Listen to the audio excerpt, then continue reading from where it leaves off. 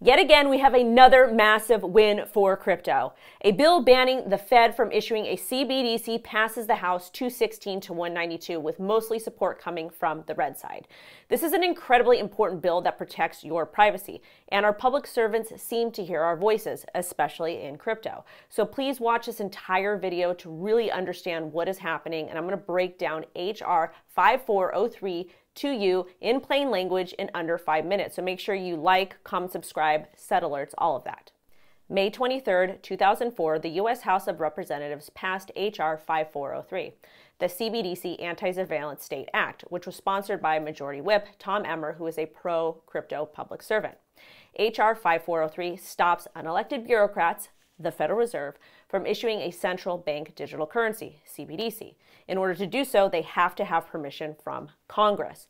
And this is done so that Congress can protect our right to privacy. But hey, a win is a win. We still have one more vote, and then it goes to the president, and the president can still veto it. But due to the House passing FIT 21, pressure on Gary Gensler, and this election becoming a crypto election, I don't think it would be wise for the current president to sign it. But really, who knows what could happen, especially at this stage in the game. Either way, this is a very positive step forward for all Americans' privacy and liberty. So let's go ahead and discuss the key points of HR 5403. Prohibition on certain products and services. The bill prohibits the Federal Reserve banks from offering products or services directly to an individual, maintaining individual accounts, or issuing a CBDC to individuals. Monetary policy restrictions. The act bars the Fed and the Treasury Department from issuing a CBDC without congressional authorization. And it also prohibits the use of a CBDC to implement monetary policy. Privacy protections. The legislation aims to protect the financial privacy of American citizens by preventing the issuance of a CBDC that could potentially surveil and control every financial transaction made by individuals. So, I'm a parent and I want my transaction history private. I do not want anyone to know I take my daughter to an extracurricular activity every Sunday at 5 p.m. or where that activity is. This is for her safety and my safety, and that's one example of how dangerous a CBDC can be. Now, innovation and competition. Proponents argue that the private sector already offers digital currency solutions that provide the benefits of a CBDC without the government control and surveillance concerns. This simply means there are existing crypto solutions that can be used as a CBDC, and the Fed is not allowed to create its own. And I've said in the past, USDC will be the CBDC of America. Time will tell, but I'm pretty confident. Anyways, global context. The bill is positioned as a response to the risks associated with the CBDC, drawing parallels with concerns about the Chinese digital yuan and its potential for public servant surveillance plus control.